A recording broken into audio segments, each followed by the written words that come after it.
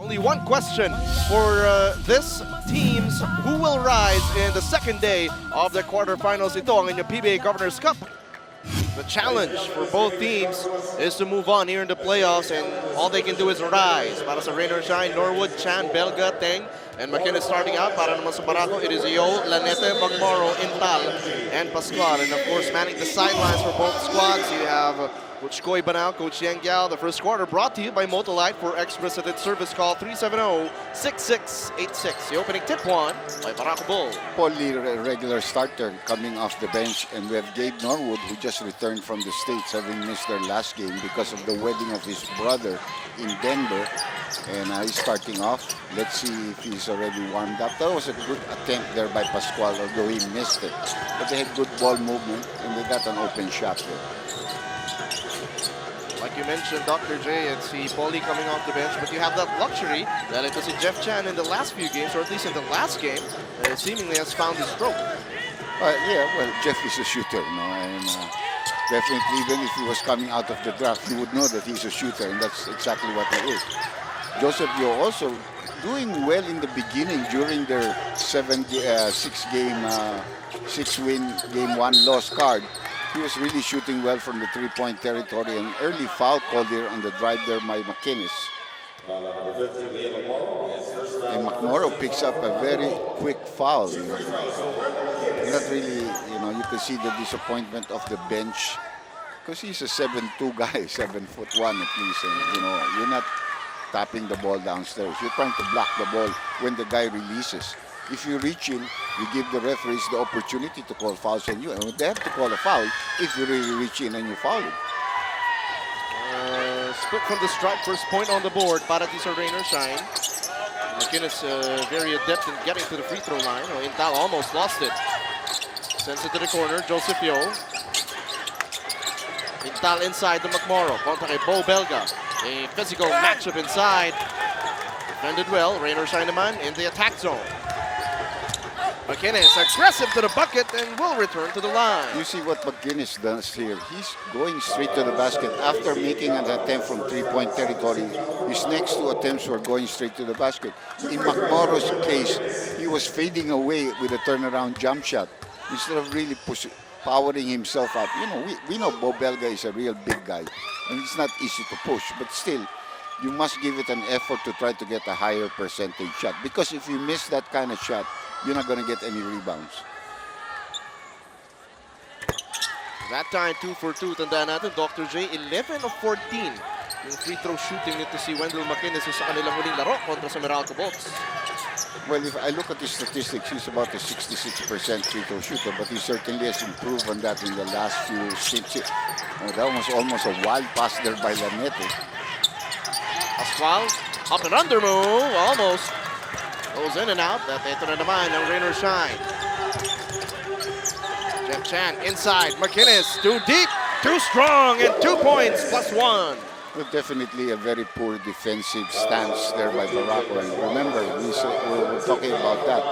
That's one of the reasons why they went on a losing streak. They were allowing 103 points to their opponents.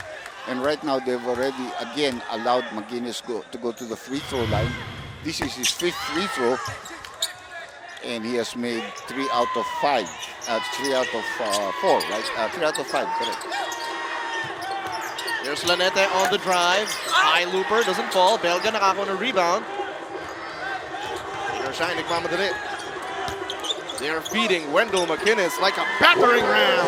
And he punctures the defense for a 7-0 start. Well, no reaction at all from the players there. They're just allowing Pascual to guard McKinnis one-on-one. And he's just really demolishing him there inside the paint. Now let's see if, again, McMorrow tapped out. His game has really just fallen.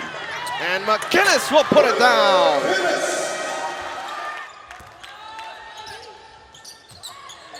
Mainit na simula para sa Rain or Shine ng Lasso Painters. Partikular na ito si Wendell McKinnis. All 9 of Rain or Shine's points dito sa ating unang yugto. As Intal, finally, first 3 points on the board. Brought to you by PLDT Home DSL Triple Play Plan. They've had some decent shots. They've just not been able to make it fall. And that was the first attempt by JC Intal in this ball game. They need a spark, and they need a spark on their defensive end of the floor. Belga thought about it. Inalapit ang bola. Sets up McInnes, and he lays it in. McMorrow is not willing to give up his second foul at this stage. If you notice in that play, he even shied away, which is the correct thing because he's the main man and their only real good big man. They feed McMorrow inside. McInnes ready to help, spins away from the double team. Hook shot misses. McInnes nakakuha ng rebound. Well, he has had no attempts close to the basket. It's all going away from the basket. So their patterns are certainly not working with the big Bo Belga on top of him. Dang, step back jumper. And McInnes controls it. Nabanggit mo nga, Dr. J, yung defensive woes itong Barako Bull Energy. They have surrendered 49% to the Star Hot Shots, 51% to Barangay Ginebra San Miguel, and 41% to the Alaska Aces. They have no problem scoring. It's just, stopping the ball like you mentioned. Well, they have scorers on this team. You talk about Joseph Leo, you talk about Intal, you talk about Dylan Ababu, you talk about R.R. Garcia. May mga scorers talaga, as we hear from Cel Guevara. Coach Koy stressed out na hindi gumagalaw ang kanyang mga players sa court at dagdag pa ni Coach Koy, if they cannot produce inside the paint, kailangan ilabas nila agad ang bola. James? Maraming salamat, Cel, and the turnovers turning into easy points para dito sa Rain or Shine. A 10-point advantage now, 13-3. Very quick. But, of course, this is just the first quarter and the team can settle down. But they just kept nothing going for them. They have no rhythm. Foul inside. Second foul dito kay Jeric Teng as we take a look at Rain or Shine running, gunning, and sharing the basketball. Fast break brought to you by Smart. Live more. That's one thing na maaasahan mo dito kay Gabe Norwood. He's really unselfish. You're never going to see him push the ball if somebody's ahead of him.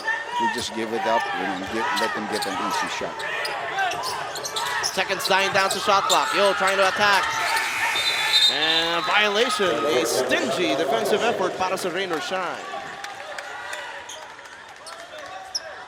Still no movement on the player or substitution on the part of Barako, but obviously these guys that are on the floor are all in disarray. Una sila nagtapatong eliminations. It was also an explosive first quarter para sa Rain or Shine. 27-18 yung talaan doon. Pero bumalik sila ng second quarter. Here's Pascual from the free throw line. He has had 3 attempts already, all from that area, and none were even close to going in. McInnes trying to go for a touchdown. Ball will go the other way. It was a good intention on their part. Since he's getting the advantage of running with a local player whom he can muscle in underneath, try to keep him the ball as much as possible. Remember in that game, Lanete also played very poorly. And there he loses the ball again, second time around for him. And that's why it was R.R. Garcia who got the opportunity to play. But he did save the ball from Rain or Shine from getting an easy 2 points. Here's Yo, off the glass, misses. Pascual with a cleanup.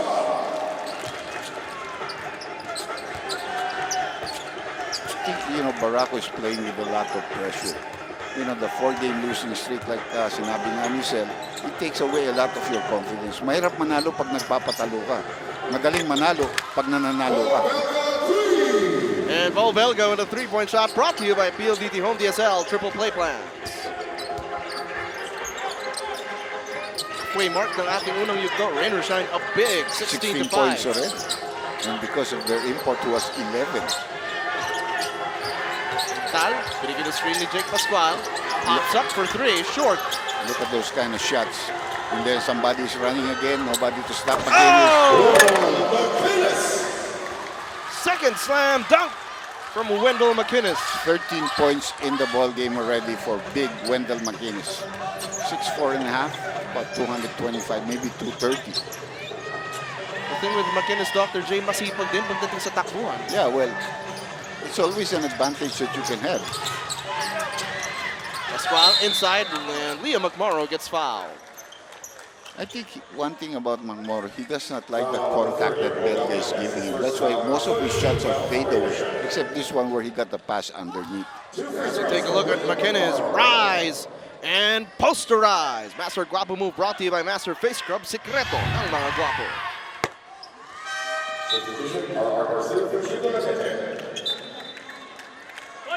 Nara Garcia has had a great Governor's Cup so far, is now in the game, and this free throw brought to you by Smart. Live more.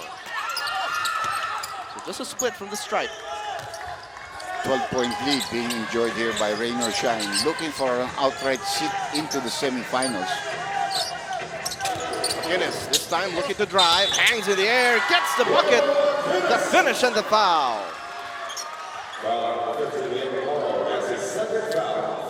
The call was made by Art Herrera. And Wendell McInnes, isa, dalawa sumabay. Yeah, well, he got him on the arm there. Our referees, by the way, are more or less senior referees here. We have Kiligen, Art Herrera, and Noy Guevara. I'm sure they call the action tight. As Pascual scoots in for two. Very good entry by R.R. Garcia. Probably their first assist of the game. Yes. As a team, because that was an excellent pass. McInnes at the wing, steps back for a jumper. Misses that one. Rebound chased down by Leo McMorrow. That's the kind of shot you want him to take. You don't want him getting underneath the basket or slam dunks or fast break layups. You want to let him take the outside shot. If he makes it, good for him. Well, McMorrow with a bounce pass. Joseph Yeo unable to catch it. And Paul Lee coming into the ball game. Derek Ten was given some playing time to start off. And somebody's not guarding Jeff Chan. He was looking for the ball, but he didn't get it. McInnes for three. Pagkakataon para sa Barako Bull na makalapit with just a little over 4 remaining here in the first. Belga giving up a clear foul. That's his second foul, though. You should watch it because he's a very important cog here. Although I think he's tired. That's why he fouled it. Medyo nakipagbanggaan siya doon sa malaki. Ikaw pa naman yung pumantay sa 7-footer, Dr. J. Talaga mapapagod ka rin. 20-8 advantage para sa Rain or Shine. Guns still looking to click. Pascual is open. Couldn't make them pay. Offensive rebound, Joseph Yeo, and he will go to the line.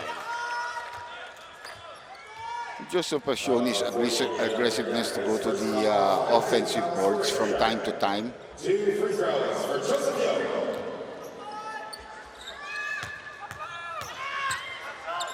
Yeo coming over from Barangay Ginebra, San Miguel.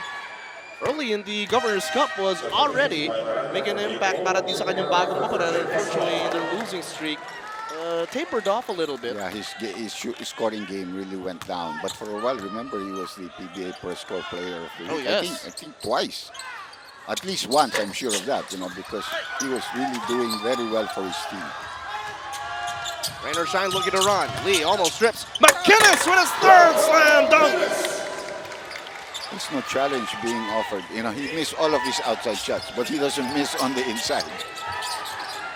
McMorrow in the paint, couldn't get it. Meyerhofer rises, puts it up, blocked up top. And ball will go the other way. Coach Koy Banal desperately pleading his case. Yeah, he looked like he got fouled there when he made the attempt. So he was just asking, if you're going to call a foul on the other end, better call it also on our end. And McMorrow has now been taken out of the ball game. Justin Chua coming into the ball game. Binyan with a pull-up. Bounces high and out. McInnes recovers. What an effort he's showing. I mean, he was behind the rebounder there. McInnes, will he get to work? Goes like Justin Chua. Sends it cross-court. Jeff Chan puts it away. If you remember, I think the last conference when Rain or Shine was also having an advantage. This was the team they played. And they were very happy because I think everybody knew that Barako was the weakest opponent at the time. But it wasn't the same Barako that started the third conference. But now they're beginning to fall into that trap wherein even though they've recruited some new players and they got an import that can play, all of a sudden he has just felt, this game is gone. Doing it on both ends of the floor. Rain or Shine with the lead as R.R. Garcia looking to be a spark dito sa laro ng Barako Bull with a takeaway and the breakaway. Remember, he used to play with Barako. He loves to play against the Rain or Shine team. No? He came over from Global, right? From Global, where he was drafted together with Terence Romeo. Oh, nice pass there by Jeff Chan, but That was not McGuinness you were passing to. That's J.R. Quinyahan. Nor is it Almasan. If it was Almasan, it would have been right on the money. Medyo mas grounded yung game nito sa J.R. Quinyahan. It's still rain or shine with this huge advantage, 25-11. Chris Chu coming into the ball game for the first time for rain or shine. Garcia looking for some space. Justin Chua. The ball taken away once again by rain or shine. Steals piling up para sa Ross. Here's Paul Lee from the right wing. Puts it away. You can always help, but never help off Paul Lee because he will kill you if he's open. And RR knew it because he tried to help, but he couldn't recover in time. Garcia. Bounce pass, Justin Chua. Carving some space inside and gets fouled.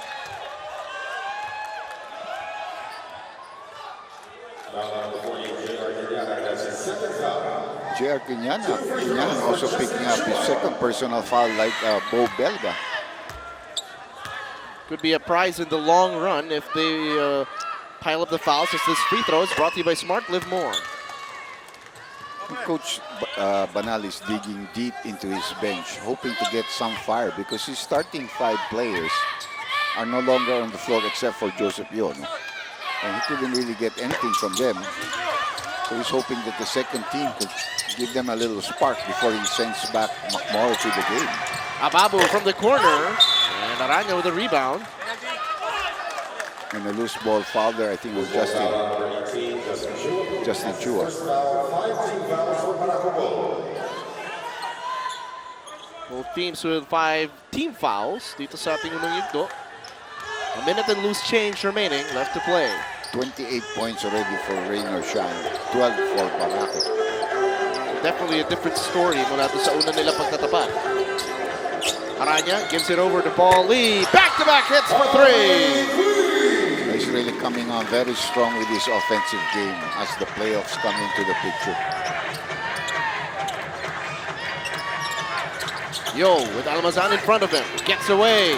Couldn't put it away. Lee nakako na rebound. Lasso Pinners on the run. Quinyahan sidesteps. Layup. Doesn't go. And Ababu chases after it. Barako naman ang tatakbo. Here's Meyerhofer. Flying high and puts it away. And look, nobody's back on defense. And Quinyahan will convert. Actually, dalawang malaking player ng rain or shine, hindi bumaba doon sa fast break ng Barako. Overkill yun 5-on-2. 30 seconds remaining dito sa unang yugto. Garcia surveying the floor. Gets it to Ababu again. Still misses. Lee, fast break in the making.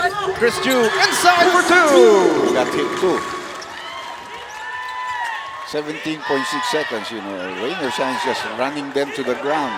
Their fast game, their import, dominating the other import completely. 6 seconds para di sa Barako Bull. Garcia. Sinusubukan sa laksakan sa Raymond Almazan. Muli sa likod. But Garcia not giving up on the play and gets it a goal.